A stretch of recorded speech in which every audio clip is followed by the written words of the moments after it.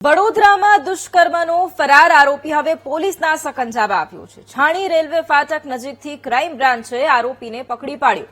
ગઈકાલે હોસ્પિટલમાંથી પોલીસને ચકમો આપી અને ફરાર થયો હતો।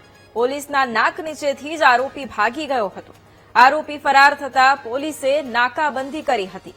તો વડોદરામાં દુષ્કર્મનો આરોપી ફરાર થઈ ગયો હતો। પોલીસે પણ કાર્યવાહી હાથ ધરી। આજબતે સંવાદદાતા માનુ ફોન લાઈન પર છે। માનુ, વડોદરામાં દુષ્કર્મનો ફરાર આરોપી હવે પોલીસના સકંજામાં આવ્યો છે, શું કાર્યવાહી?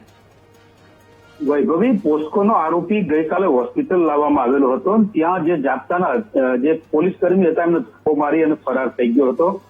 ગઈકાલથી પોલીસ શોધી રહી હતી, ત્યારે એસઓજી ક્રાઇમ બ્રાન્ચની ટીમો છે અલગ અલગ રીતે શહેરમાં તપાસ કરી અને મોડી સાંજે જે આરોપી છે એને છાણી રેલવે સ્ટેશન જોડે ઝડપી લીધો છે। અત્યારે હાલ તો આરોપીને ઝડપી અને રાવપુરા પોલીસને સોંપવામાં આવ્યો છે। આરોપી એસએસજી થી ભાગી અને ત્યાં પહોંચ્યો હતો છાણી અને રેલવે ફાટક પાસેથી એની ધરપકડ કરી લેવામાં આવી છે અને રાવપુરા પોલીસને સોંપવામાં આવ્યો છે। જી વૈભવી, બિલકુલ આભાર માનું તમામ જાણકારી માટે।